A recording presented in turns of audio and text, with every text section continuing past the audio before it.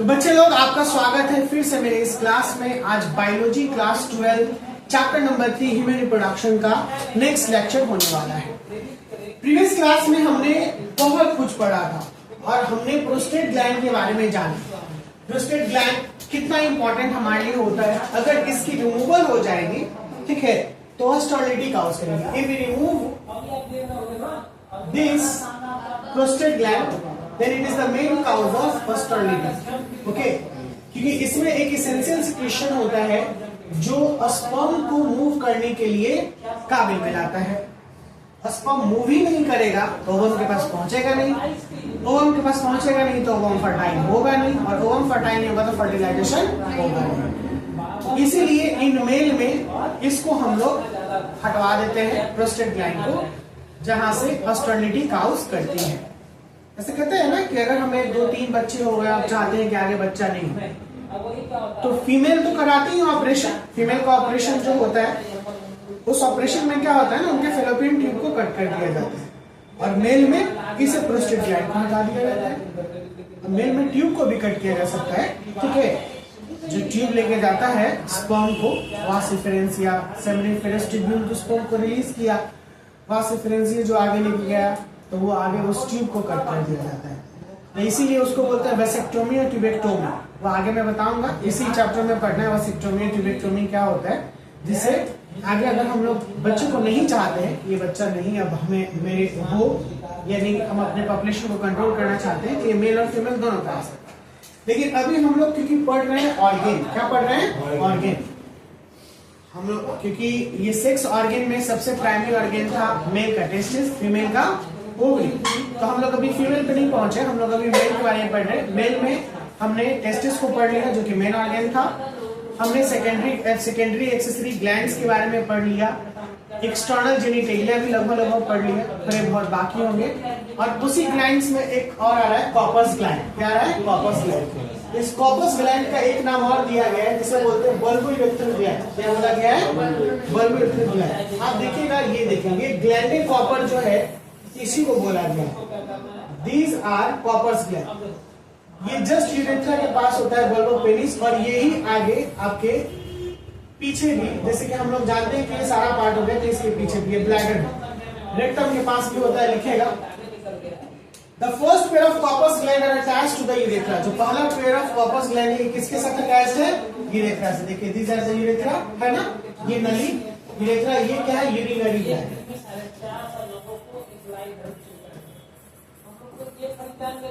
ठीक है, जहां से यूरेथ्रा से ये मिल गया और यहीं पे एक attached. They secrete alkaline mucus which discharge into the spongy part of urethra। ये एक अल्कलाइन म्यूकस छोड़ता है जो डिस्चार्ज होता है यूरेथ्रा के स्पॉन्जी पार्ट से, और ये म्यूकस जो होता है लुब्रिकेट करता है रिप्रोडक्टिव ट्रैक्ट को।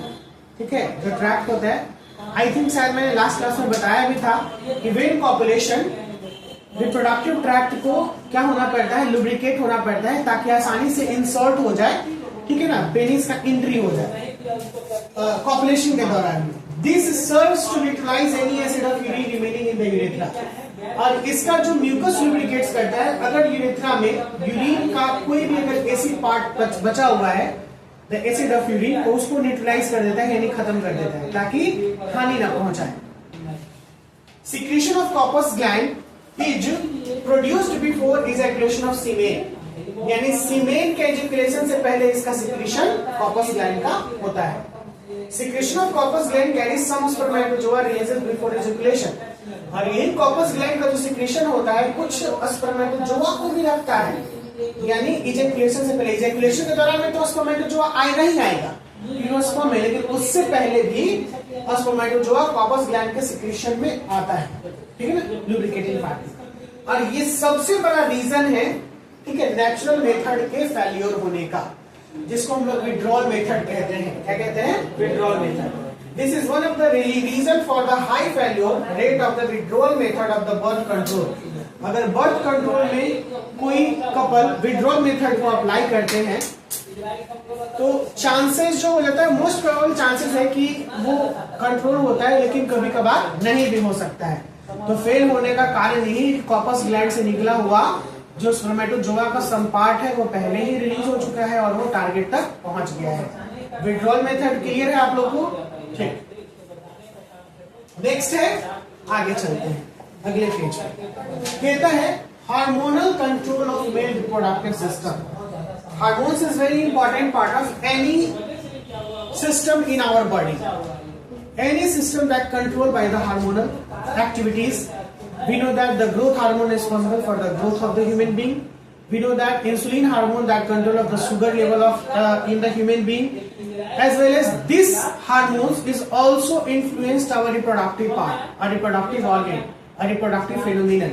यानी ये चीजें जो है रिप्रोडक्टिव पार्ट को, उनके ऑर्गेन को, उनकी फिनोमिनन को कंट्रोल करते हैं। जैसे हमने कहा कि स्पर्म को बनने के लिए टेस्टिस बहुत जरूरी है। टेस्टिस को एक्टिवेट होने के लिए एक हार्मोन टेस्टोस्टेरोन हार्मोन बहुत जरूरी है, क्योंकि उस समय में तो ये हार्मोन का बहुत बड़ा रोल होता है।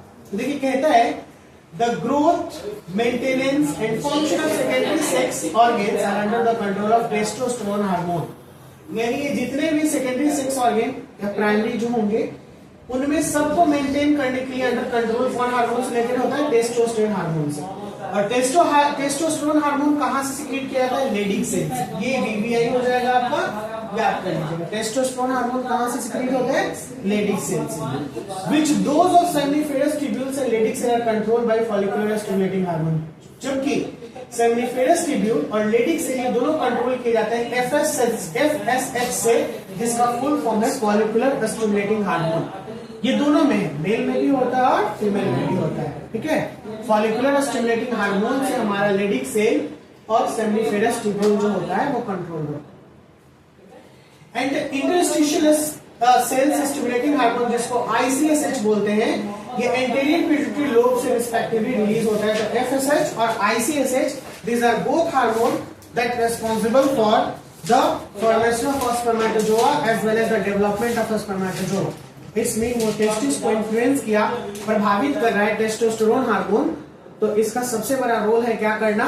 स्पर्म को बनाना और उसे डेवलप करना। यही ना मेन काम है रिप्रोडक्टिव सिस्टम में। मेन काम है स्पर्म को बनाना और उनको डेवलप करना, जो कि इन्फ्लुएंस हो रहा है एफएसएच और आईसीएच से। ये याद रख लेना है।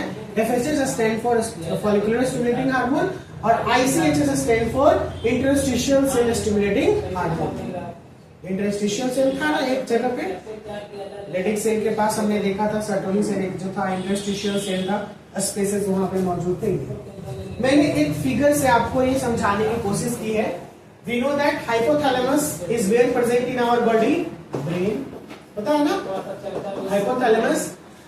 हाइपोथैलेमस से G gonadotropic releasing hormone release होता है। ये कहां पे आता है? इंटीरियर पिट्यूटरी के पास। एंटीरियर पिट्यूटरी से फिर एलएच और एफएसएच ल्यूटिनाइजिंग हार्मोन और फॉलिकुलर स्टिमुलेटिंग हार्मोन ये रिलीज होता है। टेस्टिस के किस पार्ट पे? लेडिक सेल और सर्टोली सेल। ये दोनों सेल टेस्टिस में होता है, लेडिक सेल और सर्टोली सेल, ठीक है ना।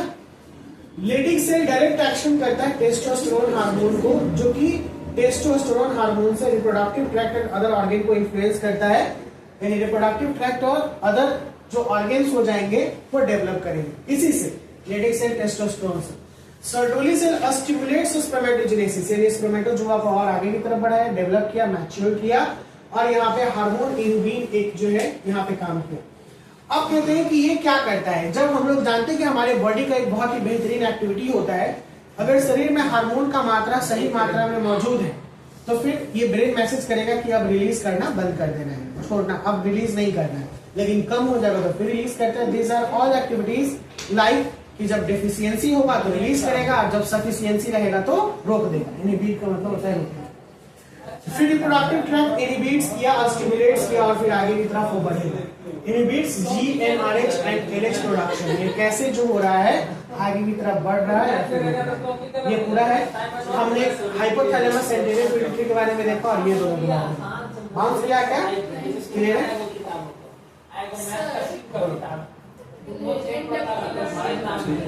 हाँ, मुलेरियन डक्ट आप लोगों को मैंने क्लास में दिया था, क्या आप लोग करके आए हैं? बताइए। चलिए, मुलेरियन डक्ट क्या होता है? इंग्लिश और हिंदी दोनों में हमको समझाइए, बोलिए।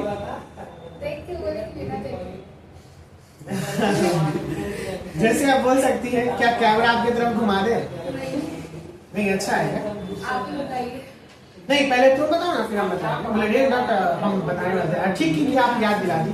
बहुत सारा वर्क रहता है, माइंड से निकल जाता है कुछ कुछ काम। और कौन कौन बनाए? तुम बनाए मुलेरियन डक्ट? वाह सर, कभी नहीं बनाया। नहीं, पिछले क्लास में कल थोड़ी दिए थे, कल वीडियो। हाँ बोलिए। The Mullerian duct was first observed and described by the German physiologist John Schicklgruber in 1830. और जो ये Mullerian duct होता है is a paired embryonic structured tube that develops into the male and female reproductive organs. आप समझ रहे हैं? हाँ मैं समझता हूँ। आगे आप बता दीजिए। नहीं, और उसमें देखिए, हालांकि मुलेरियन डक्ट जो होता है फीमेल में होता है, और खास करके ये एम्ब्रियोनिक डेवलपमेंट के दौरान में ये बनता है, क्योंकि हम लोग जानते हैं कि स्पर्म जब रिलीज होता है उसमें एक ऐसा पार्ट है जो मुलेरियन डक्ट को फॉर्म करता है। तो मुलेरियन डक्ट, एक डक्ट का काम क्या होता है? ट्रांसपोर्ट ऑफ समथिंग, ट्रांसपोर्ट करना। तो जिस समय में सारी एक्टिविटीज चलते रहती है, बहुत सारी एक्टिविटीज होती है, जैसे स्पर्म और ओवम जब मिलता है तो फर्टिलाइजेशन के दौरान में वो अब ट्रैवल करते हुए यूटेरस के पास पहुंचता है, और उसी समय में यूटेरस से जब एंडोमेट्रियम वॉल से बाइंड करता है, ठीक है ना, जुड़ता है, बाइंड करता है, बाइंड करने का मतलब जुड़ना एंडोमेट्रियम वॉल से। अगर यही एंडोमेट्रियम वॉल से नहीं जुड़ेगा, कब? जब स्पर्म ओवम से मिलेगा नहीं, तो एंडोमेट्रियम वॉल रप्चर करके एज अ मेंसेस के रूप में बाहर आ जाता है, मेंस्ट्रुअल साइकिल के रूप में। लेकिन जैसे ही वो फर्टाइल ओवम जाइगोट बनते बनते, यानी लास्टली जाइगोट बनते बनते इम्बीड हो जाता है यूटेरस में आके, तो वहां पर जो एक डक्ट बनने की तैयारी होती है, दैट इज प्लासेंटा डेवलपमेंट जो होता है, ठीक है ना, फीटस का। ठीक है, फीटस को जरूर अंदर जाके फिर उसके बाद धीरे धीरे वो डेवलपमेंट होता है, फिर फीटस बड़ा होता है, फिर वुम्ब में तैरने लगता है, तो वो उस समय तक कनेक्टेड होता है, वहीं का ये पार्ट है, ठीक है ना। अब समझ में आया? क्लियर हुआ? तो ये बहुत ही मायने रखता है। अब कुछ इंपॉर्टेंट, क्योंकि अगले क्लास में हम लोग फीमेल रिप्रोडक्टिव सिस्टम स्टार्ट करेंगे, that is a complete new section, but we have something important for you. तो अभी क्या करेंगे, हम लोग कुछ बातों को लिखेंगे, क्योंकि मैंने अभी अपने नोट्स में इंक्लूड नहीं किया है। तो चला देख लेते हैं कुछ कुछ इंपॉर्टेंट बातों को, ये क्या कहता है। Do you know what sir? What I know, tell मी।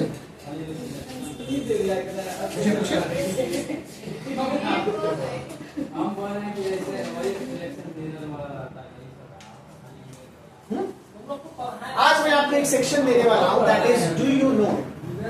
क्या आप जानते हैं?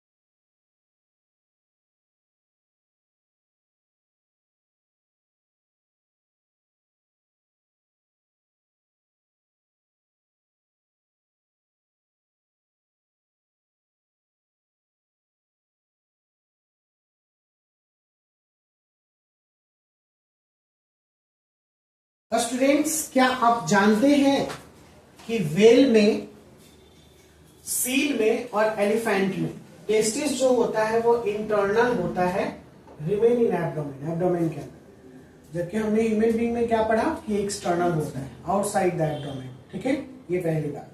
अगर आपसे क्वेश्चन करेगा कि in which organism testis are internal and remain in abdomen, तो आपको ये ऑप्शन देख लेना है, व्हेल, सील, एलिफेंट, ये एक अलग प्रकार का क्वेश्चन है जो एक्स्ट्रा है, और शायद अगर एग्जामिनर आपसे करे या नीट वाले करे एनटीए तो फिर आपको ये ध्यान देना है।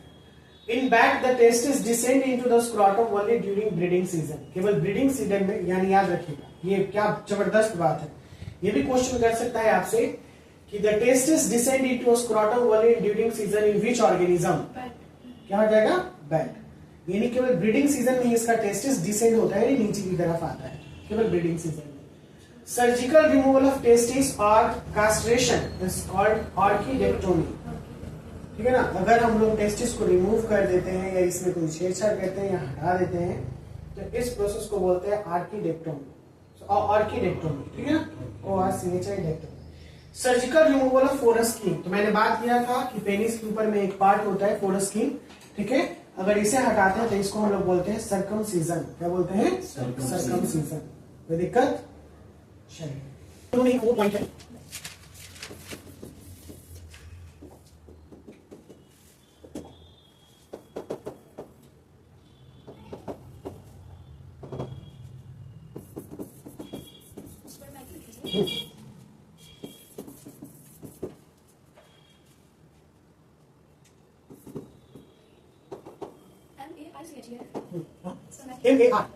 MARC, इसको मार्क।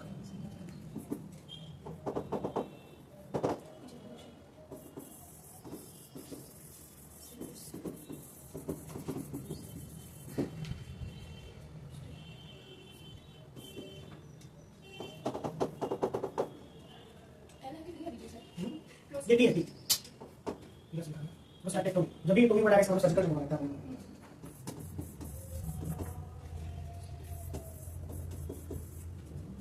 सर वीडियो नहीं बन रहा, वो यार वीडियो चल रहा है। Androgen deficiency in aging mails,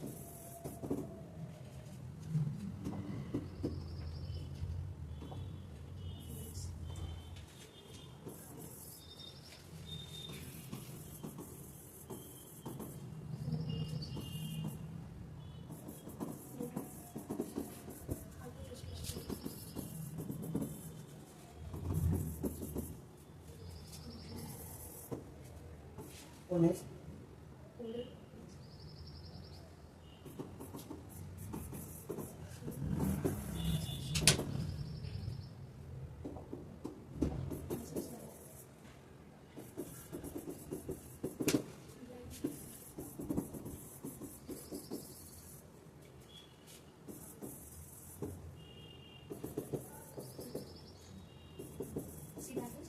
serious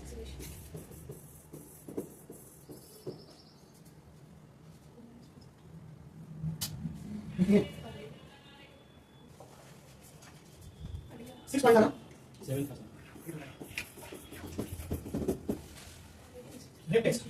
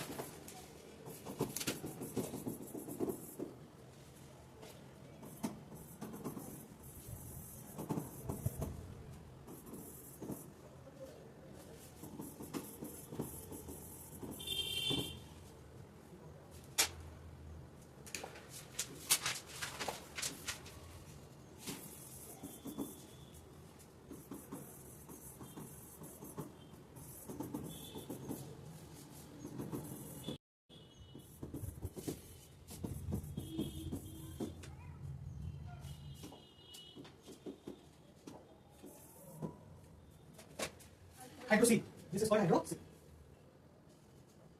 हो गया?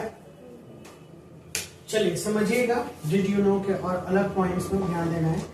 मैंने अभी क्लियर किया कि 4 पॉइंट। नेक्स्ट है आपका कि अस्पर्माक क्या होता है। जैसे मेनार्क होता है वैसे ही अस्पर्माक होता है, यानी जो फर्स्ट इजेकुलेशन ऑफ सीमेन, किसी बॉय में अगर सबसे पहले बार इजेकुलेशन होता है सीमेन का, तो इसे कहते हैं अस्पर्माक। क्लियर हो गया? बहुत सारे बुक में नहीं है, थोड़ा नया है, ढूंढिएगा नहीं मिलेगा। अगला है प्रोस्टेटेक्टोमी। नाम से ही क्लियर कर रहा है कि किस किस ग्लैंड को ये हटाएगा, प्रोस्टेट ग्लैंड को। Surgical removal of prostate gland is known as prostatectomy. ठीक है ना? जब भी ये टेक्टोमी वर्ड आएगा या फिर टोमी वर्ड आएगा, इसका मतलब समझ जाना है कि सर्जिकल रिमूवल के बारे में बात कर रहा है। जैसे मैंने भी तो नाम लिया ना, वसेक्टोमी, टिबेक्टोमी, तो टोमी वर्ड आ रहा है, इसका मतलब सर्जिकल रिमूवल। अगला है एडम। एक होता है एडम सैपल जो हमारा यहाँ होता है, और एक है एडम, यानी इसका फुल फॉर्म है androgen deficiency in aging male. तो एंड्रोजेन का मतलब हम लोग बखूबी जानते हैं कि टेस्टिस से रिलेटेड है, एंड्रोजेन टेस्टिस को इन्फ्लुएंस करता है। तो ये बात कह रहा है कि मेल में अगर मेनोपॉज होगा ना, मेनोपॉज का मतलब, क्योंकि हम लोग जानते हैं कि मेल जो एक ऐसा प्राणी है कि जिंदगी भर स्पर्म को प्रोड्यूस करता है और उनका प्रोडक्शन होता है, लेकिन अगर नहीं हो रहा है तो ड्यू टू हाइपोटेस्टोस्टेरोन की वजह से, किसकी वजह से, हाइपोटेस्टोस्टेरोन प्रोडक्शन की वजह से ओल्डर मेल में थोड़ा ये देखने के लिए मिलता है। अगला है टाइसन ग्लैंड। ये टाइसन ग्लैंड को हम लोग ग्लैंड्स ऑफ टाइसन भी कहते हैं। ये एक मॉडिफाइड सिबेसियस ग्लैंड है। सिबेसियस ग्लैंड जो ऑयल को प्रोड्यूस करता है, ठीक है ना, सिबेसियस ग्लैंड। जैसे हमारे स्किन में भी सिबेसियस ग्लैंड मौजूद होता है, नोज पे भी, जैसे ऑयली स्किन होता है ना जिसका, और बर्ड्स लोगों में पीछे की तरफ होता है सिबेसियस ग्लैंड, ऑयली ग्लैंड जिसे भी हम लोग कहते हैं। ये present around the corona of glands. तो आप लोग जानते हैं कि corona glands in its mean glands penis, नाम सुना होगा आपको। तो वही पेनिस के पार्ट में ग्लैंड्स यानी कोरोना ऑफ ग्लैंड्स आपको चलिए दिखा ही देते हैं क्या होता है, देखिएगा तो और ज्यादा अच्छा रहेगा। जा नेट तो ऑन ही नहीं है, तब तो कनेक्ट होगा, क्लास नहीं गया है।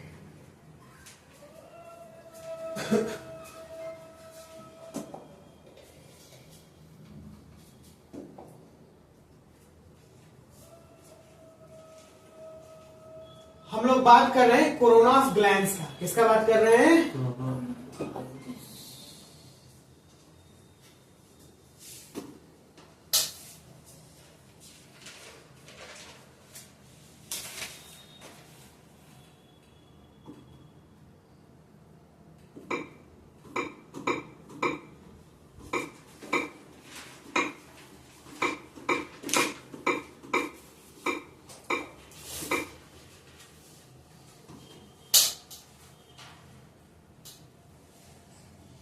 The corona of glands refers to the raised thickened ridge tissue located in the base of the glans penis. These are form the attachment point for the foreskin prepuce. The corona is a key anatomical landmark of the both surgical procedure and the assessment of clitoral size. Image देखना है, image रहने देते हैं, ठीक है, क्योंकि फिर image size sensitive अगर आ गया तो फिर थोड़ा लगेगा, क्योंकि ग्लैंस पेनिस के पार्ट पे ये होता है। इसलिए मैंने ये खास करके और थोड़ा डिटेल में आपको समझा दिया कि कोरोना ऑफ द ग्लैंड्स ये एक ऐसा पार्ट है जो भी सिबेसियस का ही है। तो उसका काम क्या है, जब सिबेसियस होगा तो उसका काम है, अभी जस्ट हमने यहां पर देखा था, क्या करना, यानी मॉडिफाइड सिबेसियस ग्लैंड इसके पास रहता है, तो उसका काम होगा कि वो एक अलग, मतलब उसको क्या बोलते हैं, एज अ फोल्डेड रूप में या फिर ओपन और क्लोज होने में वो थोड़ा मदद करता है, क्योंकि ऑयल का काम है स्लिपरी बनाना। इमेजिन करते हैं कि अगर वो वहां पे मौजूद नहीं हो, जैसे कोरोना ऑफ ग्लैंड्स मौजूद नहीं हो, सिबेसियस ग्लैंड का जैसा, तो सिबेसियस ग्लैंड नहीं होगा तो वो पूरा एकदम क्या हो जाएगा, पार्ट में सट जाएगा। जैसे कोई भी चीज जो है हम लोग जानते हैं कि कैसे एकदम टाइट हो जाता है, इट्स मीन कि अगर स्लिपरी रहेगा, ऑयली चीज रहेगा, तो वो उसका लुब्रिकेशन अच्छा रहेगा, ठीक है, क्योंकि वो फोल्डेड स्किन है। ऐसी स्किन तो हम लोग देख रहे हैं। इमेजिन करते हैं कि हमारा जो लिप है वो फोल्डेड है एक दूसरे लिप से, और हम लोग हमेशा, कभी कभी आप लोग महसूस करते होंगे कि हमेशा सलाइवा हमारे मुंह में चलते रहता है, तो ये हिलते रहता है चाहे कुछ भी। इमेजिन कीजिए कि सलाइवा नहीं होता है तो मुंह कैसे स्टक हो जाता है, लगता है कि मुंह एकदम सूख गया है और चिपक गया है, बोलने से ज्यादातर ये होता है। सेम चीज वहां का पार्ट है कोरोना ऑफ ग्लैंड्स का, कि अगर वहां पे सिबेसियस ग्लैंड नहीं होगा तो वो फोल्डेड जो फोल्डेड पार्ट है, जैसे ओपन और फोल्ड होना, तो वो नहीं होगा, क्योंकि बहुत सारे इस स्किन को नहीं हटाते हैं। अलग अलग रिलीजन में चाहे कुछ मुश्किल होता है तब उसे रिलीज किया जाता है, हटाया जाता है। बाउंस किया, इसी के बाद एक पॉइंट और था, रेप टेस्ट, जो बहुत ही इंपॉर्टेंट सेक्शन है और कई सारी चीजों में ये नहीं है। कहता है कि rape test, presence of fructose and mucosal piece, ये पकड़ना है कि ये क्या, प्रेजेंस ऑफ फ्रुक्टोज ह्यूमन केवल यहीं पे प्रोड्यूस करता है, और जब केवल यहीं पे प्रोड्यूस करेगा तो इकलौता हो गया और उससे वो फाइंड आउट कर सकता है। ये लिखा हुआ है कि इन फीमेल जेनिटल ट्रैक्ट पे यही फ्रुक्टोज और म्यूकोसल पीस को देखते हैं जो कि रेप को कंफर्म करता है, क्योंकि fructose is not produce in human in any other secretion, कोई और अदर सिक्रेशन में, जैसे सिक्रेशन बहुत चीजों का नेटा छींक दिए, ठीक है ना, ब्लड में या फिर थूक में, जिसको एथी बोलते हैं, ये सब में फ्रुक्टोज नहीं होता है। इसीलिए डीएनए जो होता है फ्रुक्टोज से ही निकाल के, या फिर डीएनए टेस्ट सीमेन के पार्ट से, क्योंकि सीमेन में क्या है, फ्रुक्टोज, और यही से होता है। हाँ ना, थोड़ा डीप में आगे आते हैं। Accumulation of fluid in tunica vaginalis leads to the enlargement of testis. किसी किसी का टेस्टिस बड़ा हो जाता है तो एक वर्ड आपने सुना होगा कि हाइड्रोसील का ऑपरेशन हुआ है, बहुत बार सुना होगा लोगों से, कॉमन है, हाइड्रोसील ऑपरेशन हुआ, हाइड्रोसील ऑपरेशन हुआ। तो हाइड्रोसील का ऑपरेशन होता है क्योंकि टेस्टिस का जो ऊपर पार्ट है, ऊपर पार्ट वाला, जिसका क्या नाम दिया है, ट्यूनिका वेजिनल्स, इसमें वाटर यानी फ्लूइड भर जाता है। अगर टेस्टिस से बात कर रहे हैं, टेस्टिस है तो इसका ऊपरी वाले पार्ट में यहां पर फ्लूइड भरते भरते भरते भरते ये बड़ा हो जाता है। क्या हो जाता है, बड़ा, और इसी की वजह से इसे क्या किया जाता है, इसे ठीक किया जाता है, तो फिर इसे हाइड्रोसील का ऑपरेशन कहते हैं, ताकि उसका छोटा हो। कोई परेशानी? चलिए आज हम लोग यहीं पे इस सेक्शन को रहने देते हैं, अगले क्लास में फीमेल स्टार्ट होगा, फीमेल रिप्रोडक्टिव सिस्टम। चलिए मिलते हैं student, bye bye, take care, see you soon.